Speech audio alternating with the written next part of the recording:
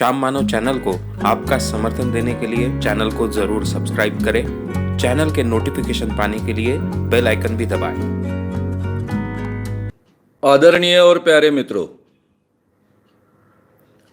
आज का अपना विषय है भाषण कला, ओरेटरी, पब्लिक स्पीकिंग, पार्ट 7।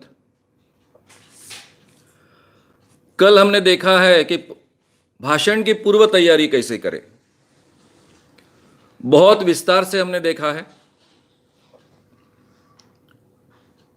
एक बार हमने भाषण की पूर्व तैयारी की और जहां भी हमें अवसर मिले वहां हमने पहला भाषण दिया तो हमें बहुत अच्छे ढंग से कॉन्फिडेंस आ जाता है। कम से कम मैं बोल सकता हूं इतना कॉन्फिडेंस तो डेफिनेटली आता है। लेकिन जिसे हम कहते हैं सभाधैर्य प्राप्त होना, स्टेज कॉन्फिडेंस प्राप्त होना, यह कोई एक या दो भाषण देने के बाद हमें प्राप्त होगा इसकी गारंटी नहीं होती है। जब हम कम से कम 20 से 40 भाषण, लाइव भाषण देंगे, तब जाकर हमें यह लगेगा कि हम कभी भी कहीं भी बहुत अच्छे ढंग से बोल सकते हैं। हम जो चाहते हैं वो लोगों के सामने रख सकते हैं, लोगों तक पहुंचा सकते हैं। मैं अच्छे बोल सकता हूं। इस ढंग का कॉन्फिडेंस आना आवश्यक है और उसके लिए इतना प्रयास तो करना पड़ेगा। अब ये स्टेज कॉन्फिडेंस एक बार आ गया कि उसके बाद में आपको रुकने की कोई आवश्यकता नहीं होती है। फिर चाहे आपके भाषण की पूर्व तैयारी कम हो, ज्यादा हो, कुछ भी हो, आप में इतना कॉन्फिडेंस तो आ ही जाता है कि मैं कुछ भी बोल सकता हूं, कहीं भी बोल सकता हूं, किसी भी ढंग से बोल सकता हूं, किसी भी मॉब के आगे बोल सकता हूं, किसी भी ढंग के श्रोताओं के आगे मैं बोल सकता हूं। लेकिन इसके लिए 20 से 40 लाइव भाषण लोगों के सामने होना आवश्यक है। अब कल्पना कीजिए कि आप आम इंसान हैं, किसी सोशल संगठन से जुड़े नहीं हैं, तो एक व्यक्ति को अपने व्यक्तिगत जीवन में भाषण की प्रैक्टिस करने के लिए, उसमें एक्सपर्टाइज प्राप्त करने के लिए क्या करना होगा? उसे एक हॉल बुक करना पड़ेगा और पब्लिसिटी करनी पड़ेगी। चाहे आप सोशल मीडिया में पब्लिसिटी करें, चाहे आप कहीं भी पब्लिसिटी करें, कम से कम छोटा सा छोटा हॉल भी अगर आप लेते हैं और पब्लिसिटी करते हैं तो 20 से 30 हजार रुपया खर्चा आता है। और हम मानते हैं कि 25 भाषणों के बाद हमें पूरी तरह से कॉन्फिडेंस आएगा, हम वक्ता कर पूरी तरह से तैयार हो जाएंगे। तो कम से कम हमें 25 व्याख्यान इस ढंग के आयोजित करने पड़ेंगे और उसके लिए मिनिमम 5 लाख रुपए खर्चा आएगा। पूना जैसे शहर में, मुंबई जैसे शहर में अगर आपको व्याख्यान आयोजित करना है तो यह खर्चा एक कार्यक्रम का 50,000 रुपए तक जाता है। यानी 10 लाख के ऊपर की बात हो गई, 12 लाख, 12.5 लाख हो गए। कल्पना कीजिए कि कोई भी एक आम आदमी जिसे वक्ता बनना है, पूरी तरह से उस विषय में कॉन्फिडेंस प्राप्त करना है, तो उसे केवल व्याख्यान आयोजित करने के लिए ही इतना बड़ा खर्चा 5 लाख से लेकर तो 12.5 लाख रुपए तक का खर्चा करना आवश्यक हो जाता है। अच्छा, आपने हॉल बुक किया, पब्लिसिटी की, इसके बाद भी लोग आपको सुनने को आएंगे इसकी कोई गारंटी नहीं। आपके जो परिचित मित्र होंगे, चहेते होंगे, रिश्तेदार होंगे, मित्र होंगे, केवल वही लोग वहां पर आएंगे। शायद ही इक्का दुक्का पब्लिसिटी सुनकर आपका भाषण सुनने के लिए आएगा। वो भी उसको अगर विषय मजेदार लगा तो, क्योंकि आपका नाम तो उनके लिए अपरिचित नाम है। तो नेचुरली इतना सब कर कर भी आपके सामने कितने लोग होंगे, कितने लोगों के सामने बोलने का आपको अनुभव प्राप्त होगा, उसमें से कॉन्फिडेंस प्राप्त होगा, ये बहुत डिफिकल्ट बात हो जाती है। जो लोग सोशल एक्टिविटीज में हैं, ऐसे संगठन से जुड़े हैं कि जिस संगठन के काम हमेशा चलते रहते हैं, प्रोग्राम्स चलते रहते हैं, और ऐसे संगठन बहुत कम होते हैं कि जिनके लगातार प्रोग्राम्स चलते रहते हैं। ऐसे संगठन से जुड़ने के बाद भी आपको बोलने का कितना अवसर मिलेगा? पुराने जो ट्रेंड वक्ता है वो आपको 2-4 मिनट का, 5 मिनट का समय अगर दे, अगर उस संगठन में इस ढंग की केयर ली जाए कि नए वक्ते तैयार होने के लिए आवश्यक है, तो शायद आपको अवसर मिलेगा। उससे भी आपका कॉन्फिडेंस डेवलप होने के लिए आपको बहुत मदद मिलेगी। राजकीय संगठन है, वहां तो बड़ी दिक्कत हो जाती है। इतने बड़े बड़े पॉलिटिकल लोग होते हैं कि आपको प्रोग्राम्स में बोलने का कोई अवसर नहीं मिलता है। ज्यादा से ज्यादा चुनाव रैलियों में बोलने के लिए थोड़ा बहुत अवसर मिल सकता है, लेकिन तब भी बड़े नेताओं के भाषण होंगे कि आपके भाषण होंगे। इसलिए यह बड़ी दिक्कत की बात हो जाती है कि आपको प्रैक्टिस कैसे मिले। अब मेरे संगठन की बात बहुत अलग थी।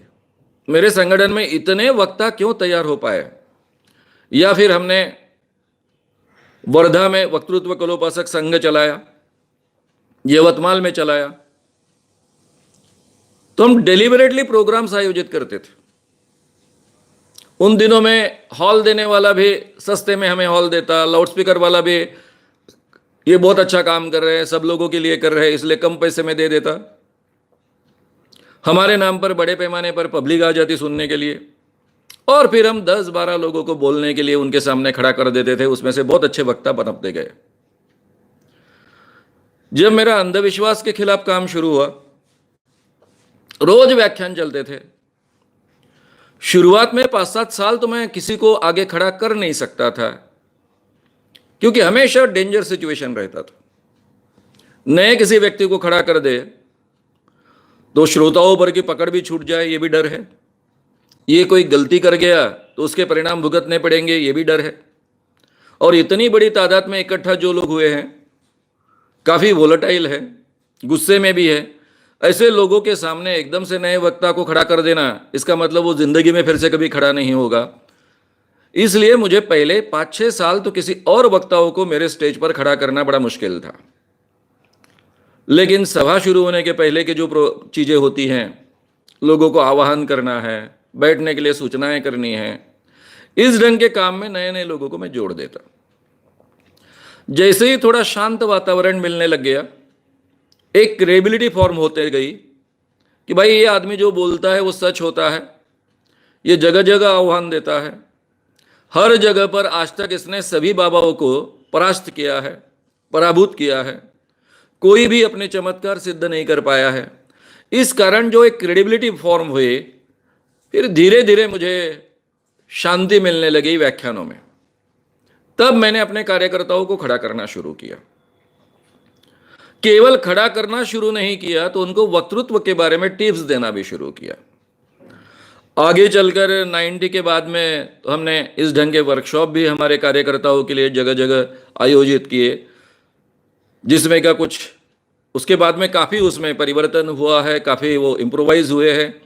और ये मैं आपके सामने सब बातें रख रहा हूँ। ये 90 से मैं ये सब बातें आपके सामने रखते आया हूँ।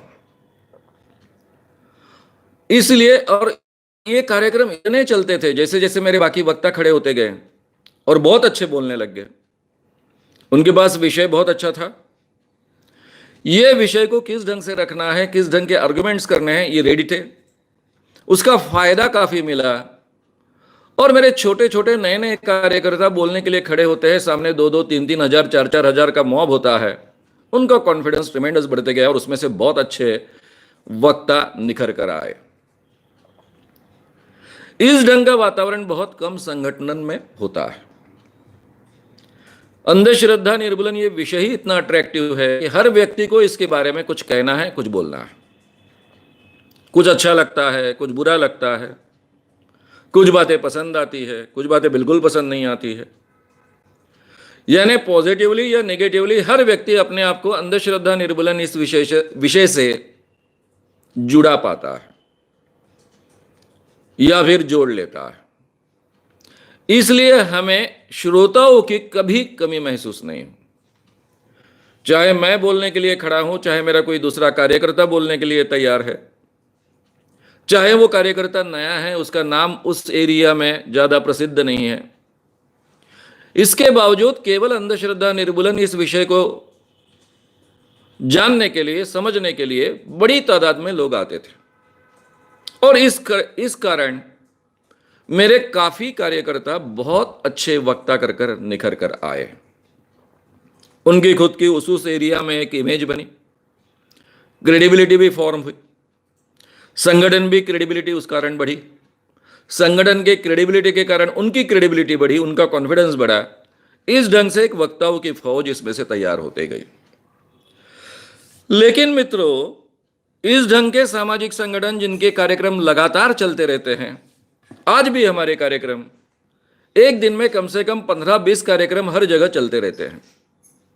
इतने डिस्ट्रिक्ट्स है, इतने जगह पर हमारा संगठन है, कहीं ना कहीं 10-15 जगह तो कार्यक्रम चलते रहते हैं, वक्ता भी तैयार होते रहते हैं। तो यह अवसर किसे मिलेगा, कहां मिलेगा? बहुत कम ऐसे संगठन है जहां पर इस ढंग का अवसर मिल सकता है। पॉलिटिकल पार्टीज में आजकल भाषण देने का चलन बहुत कम हो गया। कुछ प्रोग्राम्स होते हैं तभी पर केवल बोला जाता है। इलेक्शन की रैलियां भी अलग ढंग से होने लग गई। पहले जैसे सभाएं होती थी, उन सभाओं का प्रमाण बहुत कम हो गया। वहां भी प्रैक्टिस मिलने की गुंजाइश कम है, और वहां तो बहुत ही बड़ी दिक्कतें होती हैं। हर आदमी अपने आप को आगे बढ़ाने के लिए तैयार रहता है, उसके लिए कुछ भी करने के लिए तैयार रहता है। इस कारण आपका नंबर लगेगा, आपको बोलने का अवसर मिलेगा, ये बहुत कठिन हो जाता है। तो फिर क्या करें, कैसे सीखें? एक आसान तरीका है जो मेरे जीवन में चाहे अनचाहे या फिर अनजाने में मेरे हाथ लगा। मैं जिन दिनों भाषण प्रक्रिया सीख रहा था, बोलना शुरू किया था, डिबेटिंग कंपटीशन में हिस्सा लेता था, अभी सीख रहा था, अच्छे अच्छे प्राइजेस मिलना शुरू हो गया था, लेकिन फिर भी सीख रहा था। उन्हीं दिनों हमारे वर्धा में बाल संस्कार केंद्र चलता था। मेरे बहुत ही प्रिय प्राध्यापक डॉक्टर वीग कावड़े, जिन्होंने ज्ञानेश्वरी पर पीएचडी की, और मैंने रेफरेंस दिए हैं पहले के वीडियोस में, वो मेरे पिताजी जैसे कई बाबाओं के भक्त भी रहते थे। उनकी पत्नी न्यू इंग्लिश स्कूल में टीचर थी, और ये हमारी भाभी जी संस्कार केंद्र चलाती थी। अब इस संस्कार केंद्र में काफी लोग आते थे, बच्चे बच्चियां आती थी। मुझे उन्होंने कहा कि तू कहानियां तो अच्छी सुना सकता है, ऐसा मुझे लगता है, तो रोज शाम को समय निकालकर ये संस्कार केंद्र में कहानियां सुना। मुझे आइडिया बहुत इंटरेस्टिंग लगी, लेकिन मैंने कहा समय शाम का है, उस समय तो मेरा खेलने का समय होता है। मैं बास्केटबॉल ठीक ठाक खेलता था, अच्छा खेलता था, कॉलेज का कैप्टन भी था, यशवंत आर्ट्स कॉलेज का। और खेलने वाले लोग जो होते हैं वो एक भी दिन अपना खेलना छोड़ना नहीं चाहते, इतना वो अपने व्यक्तित्व का हिस्सा बन जाता है। तो मेरी दिक्कत थी कि मैं खेलना नहीं छोड़ सकता हूं, और उनकी दिक्कत थी कि बाल संस्कार केंद्र है वो देरी से नहीं चला सकते कि रात को 7 बजे शुरू करे और 9 बजे तक चलाए। माँ बाप तो कभी अपने बच्चों को भेजेंगे नहीं। स्कूल से बच्चे जब घर आते हैं उसके बाद में ही वो चल सकता है, यानी 5:30 से लेकर 6:30 या 7 तक चल सकता है। अब मेरे सामने दिक्कत थी कि मैं खेल छोड़ूं या फिर इस चीज को महत्व दूं। काफी कश्मकश चलते रही दिमाग में, और मुझे निर्णय लेना पड़ा कि मुझे वक्तृत्व को महत्व देना है या फिर खेल को महत्व देना है। दोनों के टाइम तो एक दूसरे के साथ में मैच नहीं हो रहे। खेल तो छोड़ना नहीं चाहता था, लेकिन वक्तृत्व बहुत महत्व की चीज है। मुझे अगर आगे के जीवन में सामाजिक क्षेत्र में कुछ करना है तो वक्तृत्व ये मास्टर करना बहुत आवश्यक है, और मुझे निर्णय लेना पड़ा। और मैंने निर्णय लिया कि मैंने इसको ज्यादा महत्व देना है, वक्तृत्व को ज्यादा महत्व देना है। तब मुझे एक कल्पना नहीं थी कि कहानियां कहने के कारण भाषण कला सीखने का ज्यादा अच्छा अवसर मुझे मिलेगा। इसकी कल्पना तब थी नहीं मुझे, लेकिन हमारे भाभी जी का बहुत आग्रह था और मैं बाकी लोग जो पहले कहानियां कहते थे उसमें से कुछ छट गए थे, कुछ लोगों के एजुकेशन के लिए गांव बदल कर गए थे, और जो बचे थे वो इतने बोर ढंग से कहते थे कि बच्चे बिल्कुल बोर हो जाते थे और निकल जाते थे। जब मैंने पहले दिन वहां ज्वाइन किया तो 30-40 बच्चे थे, और ये सभी बच्चे मध्यम वर्गीय बच्चे थे।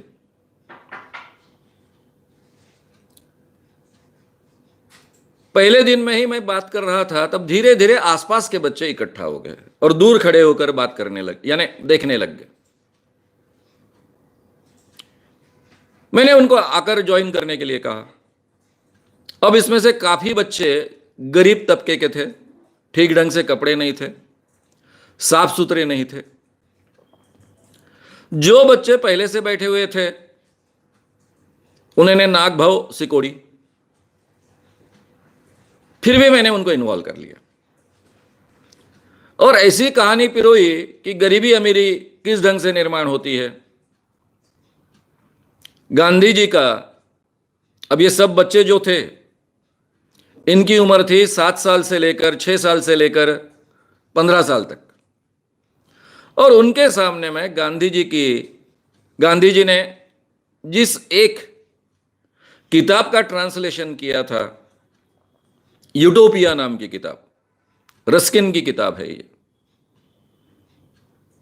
उसमें जो गरीबी और अमीरी कैसे पैदा हुई इसका एक अर्थशास्त्रीय इकोनॉमिक विवरण है, वो मैंने कहानी के रूप में उनके सामने रख दिया। कहानी भी पसंद आई और मेरी बात भी लोगों तक पहुंच गई। थोड़ा समय लगा, 5-6 दिन, लेकिन 5-6 दिनों बाद पूरी तरह से वातावरण बदल गया था। 250 के ऊपर लड़के लड़कियां इकट्ठा होते थे। 15 साल तक ही नहीं, छोटे बच्चे भी आते थे 3-4 साल के, उनको भी मैं मना नहीं करता था, और 15 साल के ऊपर के भी बच्चे आते थे, उनको भी मैं मना नहीं करता था, और मैं कहानियां सुनाते गया। अब मेरा सोशल एटीट्यूड तो बन चुका था। तरुण शांति सेना में जयप्रकाश नारायण के संगठन में काम करते करते मुझे 2-3 साल हो चुके थे। काफी बड़े बड़े लोगों को सुनते आया था। वैसे पहले भी बहुत पढ़ता था, लेकिन अभी वैचारिक बहुत ज्यादा पढ़ता था, इसलिए मेरे कहानियों का पूरा दायरा बदल गया। कहानियां कहने का तंत्र बदल गया और बड़े पैमाने पर ये बच्चे जुटते गए। ये एक नया दृश्य तैयार हुआ कि जहां मिडिल क्लास बच्चे, साफ सुथरे बच्चे भी बैठ सकते हैं, और एकदम से गरीब तबके के बच्चे जिनके शरीर पर ठीक ढंग से कपड़े भी नहीं, वो भी उन्हीं के साथ बैठ रहे हैं और आपस में उनकी दोस्ती हो रही है। करीबन 3 माह तक, 4 माह तक मैंने ये संस्कार केंद्र ईमानदारी से चलाया। मुझे उसके लिए अपना खेल छोड़ना पड़ा, बास्केटबॉल छोड़ना पड़ा, लेकिन जैसे मुझे इलेक्शन भाषण का उपयोग हुआ, उसी स्तर का बहुत सुंदर उपयोग हुआ। 4-5 साल के बच्चों को भी किस ढंग से पकड़ कर रखे, और 15-16 साल के बच्चे भी उसमें इन्वॉल्व हो, इस ढंग से अपनी कहानी कहना, और कहानी में पूरी स्वतंत्रता। कई बार ऐसा होता था कि मैं कहानी पूरी की पूरी बदल देता था, नई कहानी बन जाती थी। कई बार ऐसा होता था कि 2-3 कहानियां एक दूसरे के साथ में जोड़कर एक नई कहानी, जिसके द्वारा मुझे संदेश देना है इन बच्चों तक, वो संदेश ठीक ढंग से पहुंचे, इस ढंग की कहानी बन जाती थी। यानी इसमें मेरी क्रिएटिविटी भी बढ़ी, बच्चों की रुचि बढ़ी, और कोई भी चीज का वर्णन कैसे खुलासेवार किया जा सकता है, बारीकी से किया जा सकता है, छोटे छोटे डिटेल्स कैसे कहा जा सकता है, कैसे कहे जा सकते हैं, इसमें भी मास्टरी प्राप्त करने का अवसर प्राप्त हुआ और उसका फायदा मुझे आगे चलकर भाषणों में बहुत मिला। अब मित्रों, यह बात ऐसी है कि जिसके लिए कोई खर्चा नहीं करना होता है। कम से कम मेरे समय में आसपास में एक आध दूसरा प्लॉट खाली रहता था। खेल का ग्राउंड नहीं है लेकिन खाली प्लॉट है, वहां सब लोग इकट्ठा हो जाते थे। इस ढंग के संस्कार केंद्र चलाए जा सकते थे और यह चलता रहा। अभी भी कोई अगर 15-20 बच्चों से शुरुआत करते हैं और वो अगर बहुत इंटरेस्टिंग ढंग से इस ढंग का कोई केंद्र चलता है, धीरे धीरे बच्चों की संख्या बढ़ते जाती है। उस जमाने में खेल तो बच्चों के जीवन का एक अभिन्न अंग था। छोटे मोटे खेल भी होते थे साथ में और कहानियां भी होती थी, लेकिन मैं कहानियों पर ज्यादा अवसर देता था, खेल पर कम, क्योंकि बच्चे वैसे भी उन दिनों में बहुत खेलते थे। शनिवार रविवार को जैसे ही समय मिलेगा पूरे दिन भर खेलते रहेंगे, ये वातावरण था। आज शायद खेल को भी उतना ही ज्यादा महत्व देना पड़ेगा, यानी ग्राउंड पर खेले जाने वाले खेल जो शायद छोटी जगह पर खेले जा सकते हैं, इस ढंग के खेल को महत्व देना पड़ेगा। यानी अगर आपको यह अवसर प्राप्त करना है भाषण देने की तैयारी का और उसमें से आपको ट्रेंड वक्ता बनना है, तो मैंने आपके सामने तो दिक्कतें रखी। उन दिक्कतों में से यह एक नया मार्ग हो सकता है कि बच्चों का ऐसा कोई केंद्र चलाए कि जिनको कहानियां सुनाए। आप शायद कहेंगे कि भाई आजकल के ज़माने में बच्चे इतना बड़ा एक्सपोजर उनको प्राप्त है, कार्टून्स प्राप्त है, मोबाइल पर प्राप्त है, तो ये बच्चे कहानियां सुनेंगे? हाँ, शायद शुरुआत में थोड़ी दिक्कत आएगी, लेकिन ये जो लाइव कहानियां आप सुनाते हो वो बहुत इंटरेस्टिंग होती है। सुनाने का ढंग केवल आपको सीखना पड़ता है, इसलिए इंटरेस्टिंग होती है कि बच्चों की क्रिएटिविटी उसमें बहुत बढ़ जाती है, उनका विजुअलाइजेशन करने का सामर्थ्य बढ़ जाता है। हम जो कहानी शब्दों में उनके सामने रखते हैं वो कहानी उनके लिए शब्द रूप नहीं होती है, चित्र रूप होती है। वो हर शब्द के साथ में इमेजेस खड़े करते हैं अपनी आंखों के सामने और एक पूरी की पूरी कहानी की चित्र मालिका देख लेते हैं। इसलिए उनकी क्रिएटिविटी बहुत बढ़ती है। ये सामर्थ्य बढ़ी हुई उम्र के लोगों से ज्यादा होती है बच्चों की, जिसे हम विजुअलाइजेशन करने का सामर्थ्य कहते हैं। और उसमें उनको बहुत मजा आती है कि कोई अपने सामने बैठा हुआ टीचर है, कोई भी है, वो कहानी कह रहा है और हमारे सामने पूरी की पूरी कहानी खड़ी हो रही है। ये उनके व्यक्तित्व के लिए भी बहुत आवश्यक है, व्यक्तित्व विकास के लिए भी बहुत आवश्यक है, उनके क्रिएटिव विजुअलाइजेशन के लिए भी बहुत आवश्यक है। उसमें से उनका भी विकास होता है और वक्ता कर कर हमारा भी विकास होता है। तो मित्रों, ये पर्याय चुना जा सकता है। शायद इस ढंग के कुछ पर्याय आप चुन सकते हो। आपको भी सोचना पड़ेगा कि ऐसे कौन से पर्याय मिले जिसके कारण मुझे इजीली लोगों के सामने बोलने का अवसर मिले, मेरी प्रैक्टिस भी हो, मैं दिन ब दिन वक्तृत्व में, भाषण कला में एक्सपर्ट भी हो। इसके लिए अवसर प्राप्त करने के लिए अलग अलग प्रकार हो सकते हैं। अभी आप में से कुछ लोग सेल्स के टीम लीडर होते हैं, बोलने का अवसर आपको होता है, उसका आप फायदा उठा सकते हो। अब इन सब के साथ में जो मैंने बात कही थी आपको फिर से एक बार रिपीट करूंगा। हर व्यक्ति को इस ढंग का अवसर मिलना बहुत कठिन है, लाइव भाषण देने का अवसर मिलना बहुत कठिन है। ज्यादा से ज्यादा आप कॉलेज में हो तो डिबेटिंग कंपटीशन में हिस्सा ले सकते हो, लेकिन डिबेटिंग कंपटीशन में दूसरी भी बातें होती है। बहुत बहुत अच्छे ट्रेंड वक्ता बोलने वाले होते हैं, कंपटीशन होती है, वहां जो इकट्ठा बच्चे होते हैं सुनने के लिए वो हुट आउट करने के मूड में होते हैं, इसलिए कई कई लोगों का जो अपनी शुरुआत करते हैं डिबेटिंग कंपटीशन से, वही उनका अंत हो जाता है एक वक्ता कर कर। दो चार बार उनके भाषण को हुट आउट किया गया कि वो सहन नहीं कर पाते हैं, बहुत गहरा असर होता है, नेगेटिव असर होता है, ये उनके लिए ट्रॉमेटिक एक्सपीरियंस बन जाता है और परिणाम ऐसा होता है कि वो फिर जिंदगी में कभी बोलना नहीं चाहते, बोलने की हिम्मत नहीं करते। कुछ 5-10% लोग ऐसे होते हैं कि इस वातावरण में भी टिक जाते हैं और आगे बढ़ते हैं, लेकिन 90% लोग छूट जाते हैं। इसलिए हमको ऐसे पर्याय ढूंढने पड़ेंगे कि जहां एकदम से शुरुआत में इन चीजों को फेस नहीं करना पड़ेगा, कि आप पहली बार जिंदगी में खड़े हुए हो और पहली बार सब आपको हुट आउट कर रहे हैं, ऐसा वातावरण ना होगा। डिसेंसिटाइजेशन टेक्निक का उपयोग करना,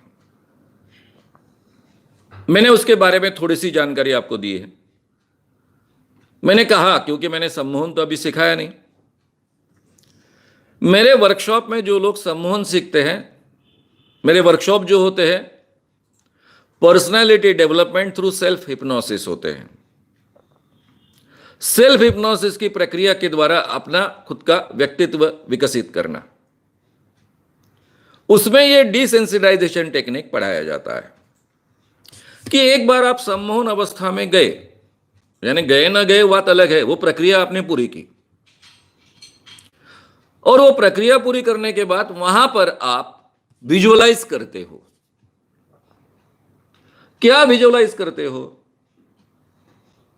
कि आप बड़े एक सभागृह में पहुंचे हो, डायस पर खड़े हो, पोडियम के आधार पर बोल रहे हो, बड़ी तादाद में लोग इकट्ठा हुए और फिर जो भाषण आपने तैयार किया पूरा का पूरा भाषण आप वहां दे रहे हो। अब आधे 1 घंटे का भाषण होगा तो 1 घंटे का भाषण देने की जरूरत नहीं, 5-7 मिनट का भाषण दे दिया तो भी चलेगा। और ये भाषण देते देते आप अनुभव कर रहे हो कि लोग बड़ी एकाग्रता से सुन रहे हैं, बहुत सुंदर रिस्पॉन्ड कर रहे हैं, हंस रहे हैं, तालियां बजा रहे हैं, आपको नॉड कर कर, मुंडी हिला हिला कर प्रतिसाद दे रहे हैं, रिस्पॉन्ड कर रहे हैं। ये सब दृश्य सामने विजुअलाइज करना और उसके बाद में उसको जोड़कर सजेशन देना कि मैं ऐसे ही हमेशा पूरी कॉन्फिडेंस के साथ बोलूंगा, एकाग्रता से, बहुत अच्छे ढंग से बोलूंगा, कोई गलती न करते हुए बोलूंगा। दिन ब दिन मेरा बोलने का कॉन्फिडेंस बढ़ रहा है और मैं दिन ब दिन अच्छा और अच्छा और अच्छा बोल रहा हूं। इस ढंग के सजेशन उसके साथ में जोड़ देना, इसको कहते हैं डिसेंसिटाइजेशन टेक्निक। आपने अभी आप घर में बैठे हो, अपने ही घर में एक बंद कमरे में बैठकर, आप कुर्सी पर बैठकर सम्मोहन अवस्था में जाते हो। उस अवस्था में आप विजुअलाइज करते हो, मुंह से आप बोल भी नहीं रहे हो, केवल इमेजिन कर रहे हो, पूरा भाषण दे रहे हो। एक बार आपने एक छोटे सभागृह में दिया, दूसरा दिया, तीसरा दिया, चौथा दिया, ऐसे अलग अलग सभागृह में आप भाषण दे रहे हो। आपका 20वां भाषण एकदम से बड़े मैदान में शनिवार वाड़ा के आगे है और शायद 25वां भाषण आपका एकदम शिवाजी पार्क में, जहां 1 लाख लोग इकट्ठा हुए हैं। अब कल्पना ही करनी है तो छोटी क्यों करनी की? केवल ग्रेजुअल होनी चाहिए, नहीं तो एकदम से आप शुरुआत करोगे शिवाजी पार्क से तो शायद आपका माइंड एक्सेप्ट नहीं करेगा। लेकिन छोटे सभागृह से लेकर 25वां भाषण आप दे रहे हो एकदम से शिवाजी पार्क में, जहां शायद 1 लाख लोग इकट्ठा हुए हैं। हम जो भी अपने जीवन में अनुभव प्राप्त करते हैं, उस अनुभव का क्या बचता है? हमारे माइंड में उसका प्रोग्रामिंग बचता है,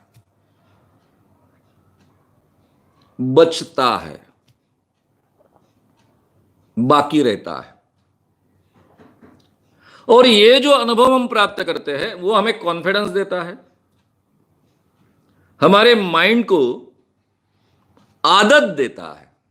इसी ढंग से आदत निर्माण होती है, हैबिट्स निर्माण होते हैं।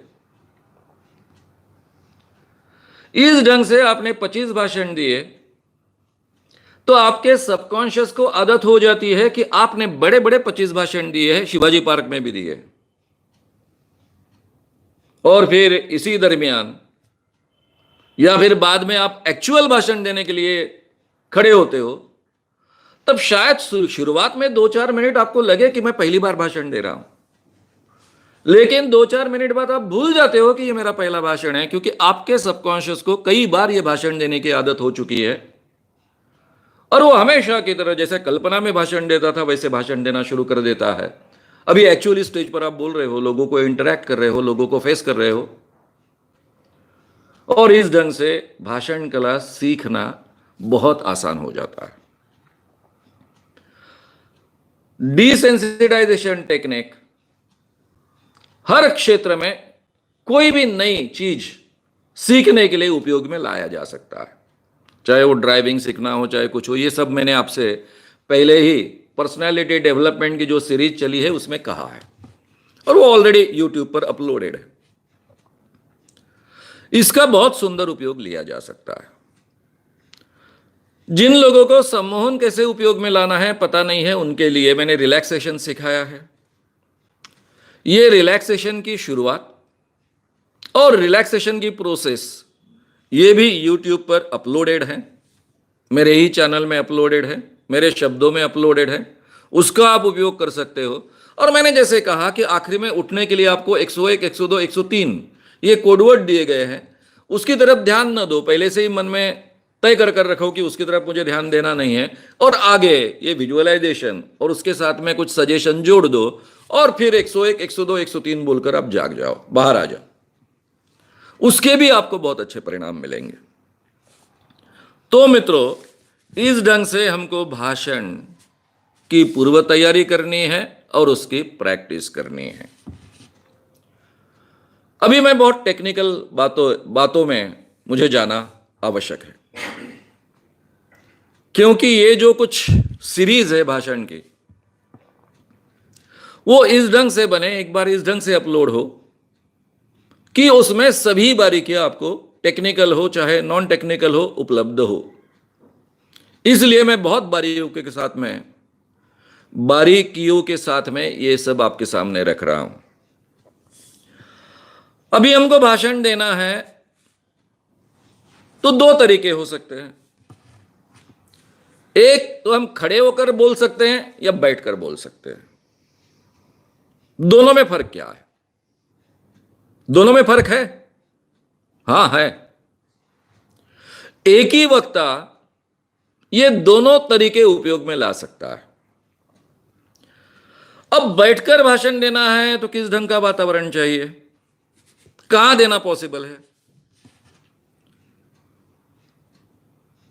बैठकर भाषण देने के फायदे क्या है, खड़े रहकर भाषण देने के फायदे या फिर नुकसान क्या है, इसकी भी हम चर्चा करेंगे। जहां आपको बैठकर भाषण देना है, आप कुर्सी पर बैठते हो, बाबा लोग सिंहासन पर बैठते हैं, या फिर उनका कोई खास आसन होता है उस पर बैठते हैं और फिर प्रवचन देते हैं। आम वक्ता ने एक आम कुर्सी पर बैठे हैं, सामने टेबल है,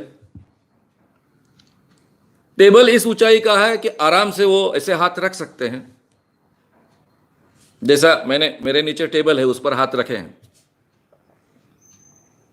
और फिर सामने माइक है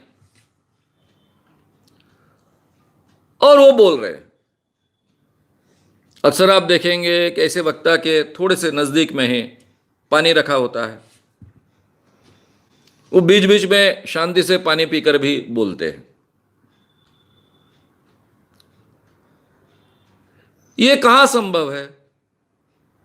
धार्मिक प्रवचन इस ढंग से हो सकते हैं, क्योंकि लोग प्रवचन को इतना पवित्र मानते हैं कि जो भी बाबा जो भी बोल रहा है, प्रवचन दे रहा है, वो कोई तो भी बहुत पवित्र बात बोल रहा है और उसका हर शब्द हमने सुनना चाहिए, और वो हर शब्द जो हम सुनते हैं उससे हमको पुण्य मिलता है। तो लोग बड़े भक्तिभाव से बैठे हुए होते हैं, चाहे वो बोलने वाला कितना भी बोर हो, जो बातें कह रहा हो वो ठीक ढंग से कह नहीं रहा हो,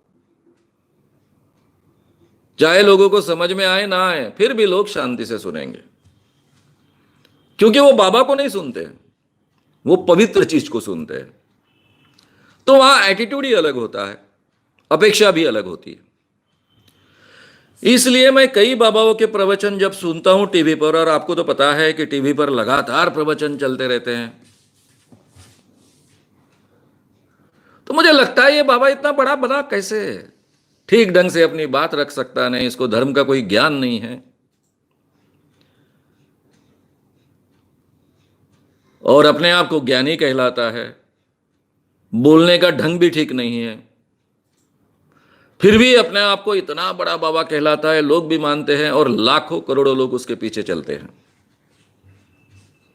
इसीलिए मैंने कहा था कि मेरे वक्तृत्व का उपयोग ईमानदारी से केवल रामायण महाभारत कहने के लिए भी मैं करता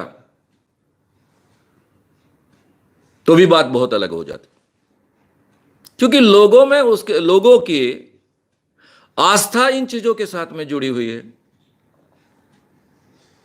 और वो उसको धार्मिक श्रद्धा का विषय मानकर देखते हैं। मैंने जैसा कहा, पुण्य प्राप्त करना, पवित्रता वगैरह वगैरह वगैरह वगैरह, उनकी मैं यहां चर्चा नहीं करूंगा, क्योंकि उनके लिए कोई दिक्कत नहीं है। माहौल ही ऐसा होता है कि वो कुछ भी कहे, वक्तृत्व आए ना आए, भाषण कला आए ना आए, हाँ जिसको भाषण कला अच्छी आती है वो और बड़ा बाबा बनता है, और नहीं आती तो छोटा बाबा बनता है। ज्यादा ज्यादा इतना ही फर्क होगा, इससे ज्यादा कोई फर्क नहीं होता है। लेकिन जहां पर रुके हुए श्रोता है, आप मैदान जहां पर लोग आ रहे हैं जा रहे हैं, आपको पकड़ कर रखना है, ऐसी जगह पर बैठकर बोलना उचित नहीं होता है। वो आपको इफेक्ट नहीं देगा, वो प्रभाव लोगों पर नहीं होगा। बैठकर कहां बोला जा सकता है? बैठकर बोला जा सकता है हमेशा जहां एक सभागृह हो, क्लोज्ड हो, या फिर मैदान का हिस्सा हो लेकिन वो क्लोज्ड हो, मंडप वगैरह डालकर, और लोग शांति से इधर नीचे बैठे या कुर्सी पर बैठे, और फिर ये व्यक्ति भाषण देने वाला आगे बैठा है। अब मैंने कहा कुछ लोग आसन पर बैठकर भी बोलते हैं, यानी नीचे गद्दी होती है, शांति से ऐसे पलकट मारकर बैठते हैं और बोलते हैं।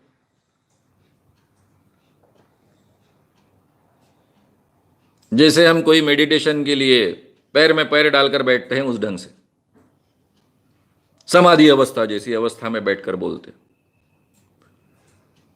लेकिन उस अवस्था में ज्यादा समय बैठकर बोलना वक्ता के लिए उचित नहीं होता है, इसलिए हमेशा बैठकर बोलना है तो कुर्सी मैं रिकमेंड करूंगा, कुर्सी और टेबल।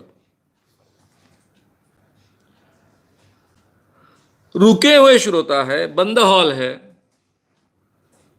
या फिर मैदान है तो क्लोज्ड है, ऐसी जगह पर ऐसे भाषण सक्सेस हो सकते हैं। और वातावरण उस ढंग से तैयार किया गया, तो जैसे कोई साहित्यिक भाषण इस ढंग से कोई साहित्यिक दे सकता है, उसका नाम बड़ा है, लोग उसको सुनना चाहते हैं, उस ढंग की पब्लिसिटी हुई है, चुने हुए लोग भाषण सुनने के लिए आए हैं, वो शांति से सुनेंगे। ये जो भाषण हो सकते हैं, वैचारिक भाषण हो सकते हैं, अभ्यासपूर्ण भाषण हो सकते हैं, प्रवचन हो सकते हैं, व्याख्यान हो सकते हैं,